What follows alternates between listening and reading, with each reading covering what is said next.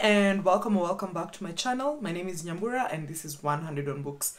Today I'm going to be talking about the books I finished in the week ending 10th December 2022.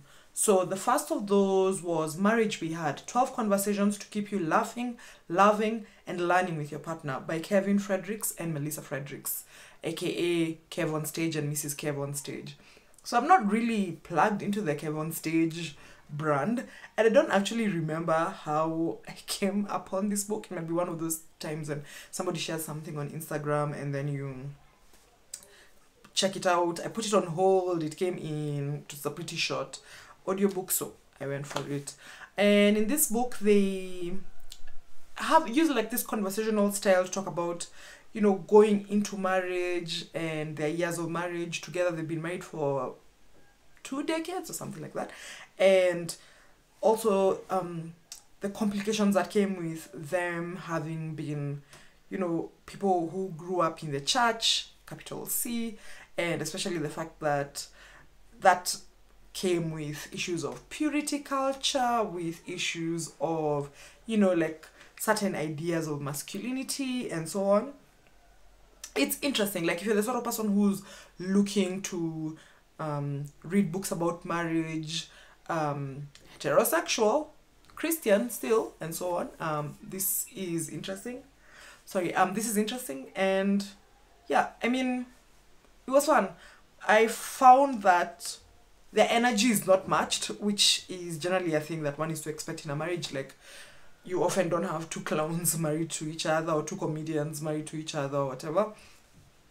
And so like the energy felt like this, and I get that this is very personal advice and so on, but there are times when it's like, please just bring in a narrator. For me anyway, that's what it felt like. Wow, what's my face so itchy? So itchy. Anyway, yeah, so it was okay. As I said, it's heteronormative, so do with that what you will. They come from a Christian background, they're still fairly Christian, and that shows up in the way they speak about like sex, relationships, communication, and so on and so forth. And yeah, I also felt like, I think there is something about having come from a background of reading like relationship books where they're centered a lot around like research and studies and things like those, and this wasn't that. They based it on their personal experience and also the guests they've had on their podcast or the podcast they used to have, and so it was different from what I'm accustomed to, but it wasn't different bad, it was just different. So, and then the next book I finished was Funny Weather, Art in an Emergency by Olivia Laing, and this is narrated by Sylvia Aldred. I forgot to mention that the previous book is narrated by the authors. So, as I say, the next book I finished was Funny Weather, Art in an Emergency by Olivia Laing, which is narrated by Sophie Aldred. So, this book was recommended to me months ago by Georgia, who commented on newsletter entry of mine, and I've mentioned it in previous, you know, library hauls, you know, maktaba manenos and so on, and I finally finished it. I think, again, as I said last week, there's something about being in the right frame of mind for reading certain things, and I was clearly in the right frame of mind to read Funny Weather.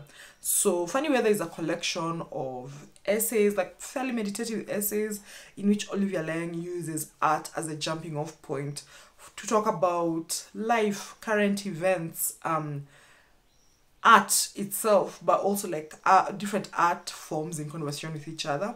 I think when it began, like in the early essays, it's very much visual art, you know, lots of contemporary art also.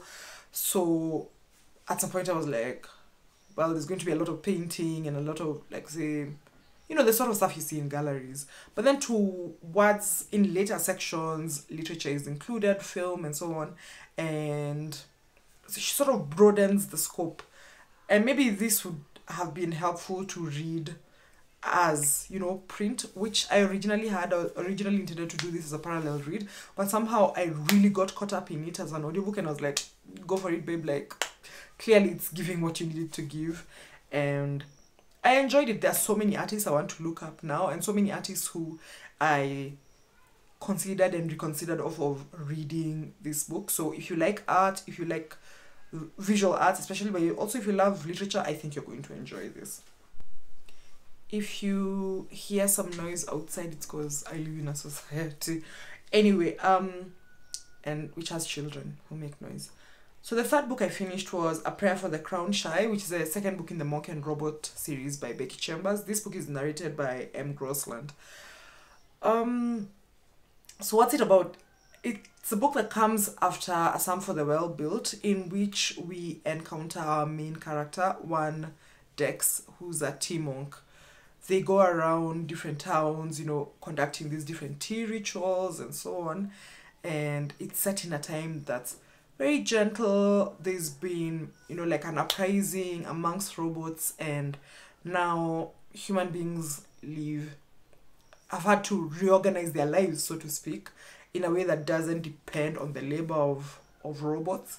And this reorganization is framed in such an appealing way, like you want to live in the world that they have created. And then he encounters this robot in the wild called Moscap, or who calls themselves Moscap.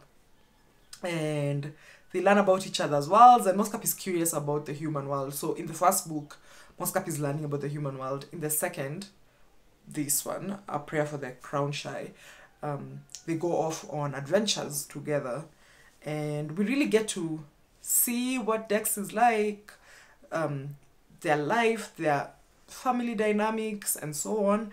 And Moscap, as in the first book, really, because of their naivete, because of the fact that they are not of Dex's world, forces us to confront some of what being human means, or what being human has come to mean, in intriguing ways. So that's the sort of thing that sounds interesting to you, especially considering it's a novella, so you know you'll be in and out in no time.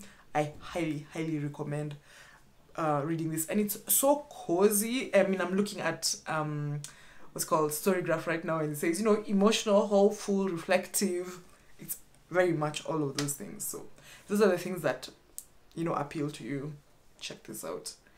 The next book I finished was Ducks, 2 Years in the Oil Sands by Kate Beaton. I think I found out about this because of one of those roundups of comics or something like that. And this book is a graphic memoir which follows Kate Beaton over 3 years. I know the title says 2 years in the oil sands, but there's a year in between during which she works away from the oil sands. So it's a total 3 years. And the context here is that she's from Nova Scotia in the eastern part of Canada. And she has all of these student. She has all of this student debt when she graduates from university after getting a degree in art. So she thinks to herself, hey, let me go off to the West.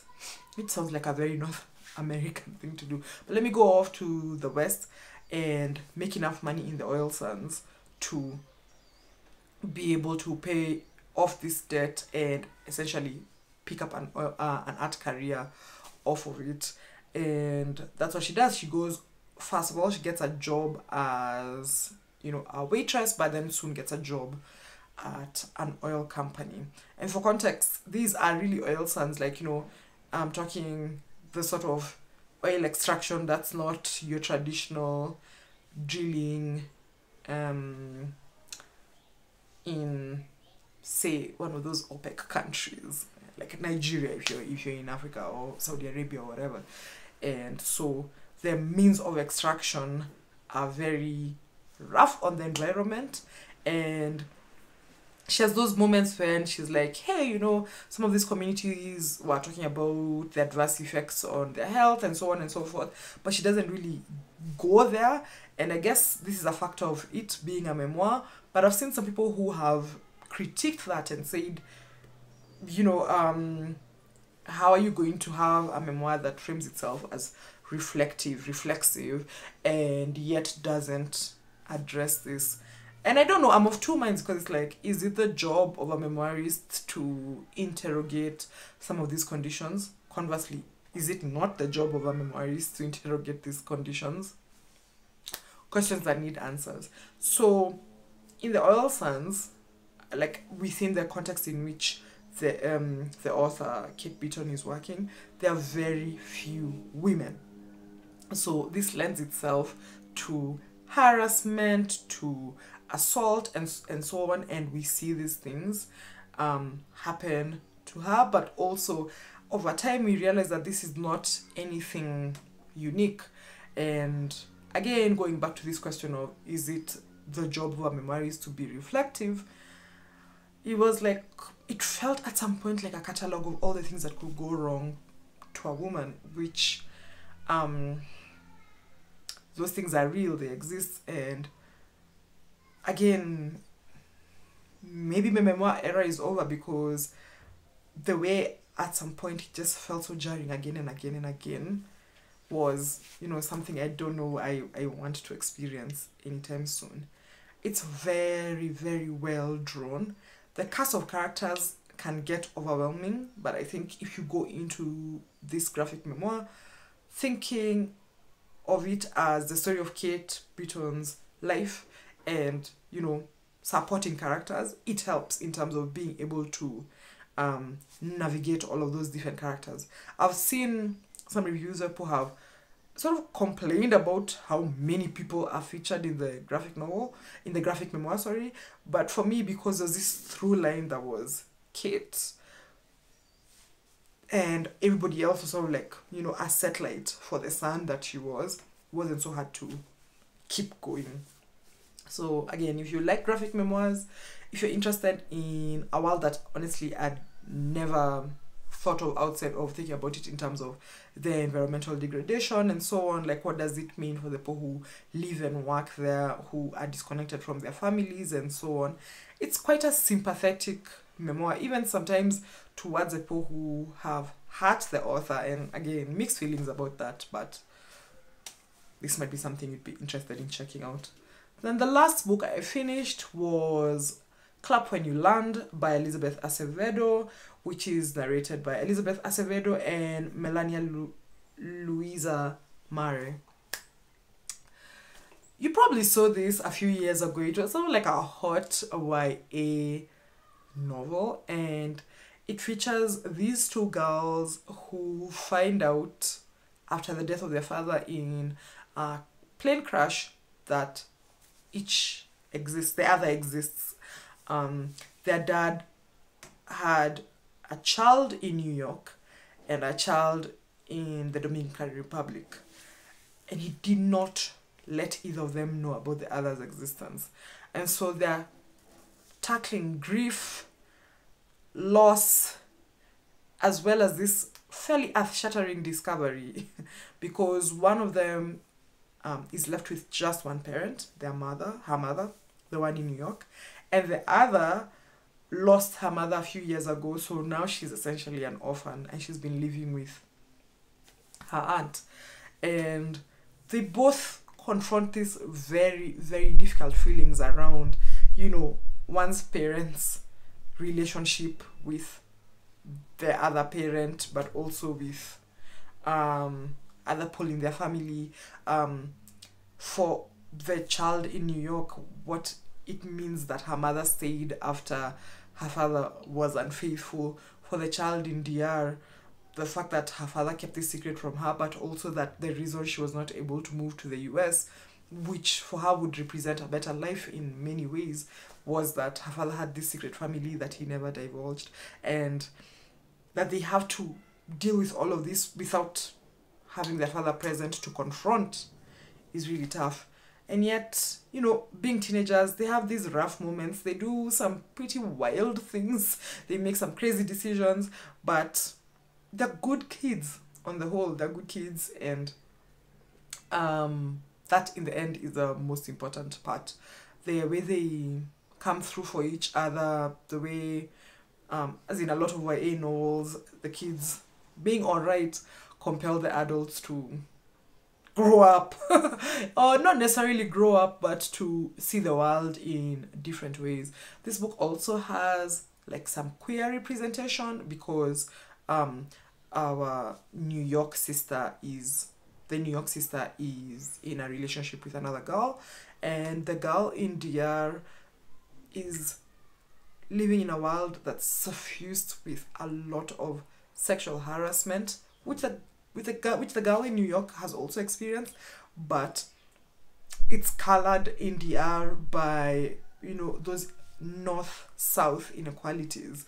You know, the fact that she lives close to a tourist resort and there are men on the prowl at all times who are hoping to essentially use her body, and what that means for her life and the way she negotiates the world, basically. Yeah, so this was really good. I mean, like, I must say this about Elizabeth Acevedo: she has not disappointed me yet. She has not disappointed me, and I'm surprised it took me this long to read it. But part of it is that I don't know, I had read, I think, The Poet X and another one of her books back to back, and I was like, no, I'm gonna need a break. The Fire on High, not very, you know, like, far from each other, and I was like, I'm gonna need a break. I think I reviewed The Fire on High. I don't know if I did, but anyway, if I did, I'm going to post a link. If I didn't, you didn't hear what I just said. Yeah, and what else about this? The way it sounds like it's a novel in verse. She's written novels in verse, but as I said, because I listened to it, I don't quite know if that's the case. And I remember how I picked this up. I was sort of like, not really in a reading slump, sort of reading slump if you were wondering, like, what do I read next? So I went to the library, said, you know, searched YA audiobooks available, etc. And this was one of the ones that came up, and I was like, this is the one I'm going to read, and I'm so glad I did. It was a really, really lovely book. So that's it. That's the books I finished in the week ending 10th December 2022. Going forward, I plan to be doing this in such a way that I talk about the books I've finished on the Friday. So in the next installment, it's going to be the 16th of December, not the 17th. So then that way, Tom, my brother, and I, who is my editor, my producer, and general, you know, guy who does great things for me and being able to put out videos regularly, are able to have the weekend to record and edit and all of those things, so I can put it out in time for the newsletter on Monday or Tuesday. Yeah, so no other updates from me. Please let me know down below if you've read any of these books, if you want to read any of these books, what you're reading, because I was telling somebody on Friday that the holidays for me are really about reading, swimming, friends, family, and yeah, I'm happy to get any and all recommendations and see what's possible. I mean, like, look at my experience with Olivia Laing. Probably wouldn't have picked up a book which I'd been thinking of for years if it wasn't for George's recommendation. So yeah, that's it. Thank you so much for watching. Please like, share, subscribe, comment, and all the good things, and I'll talk to you soon. Bye.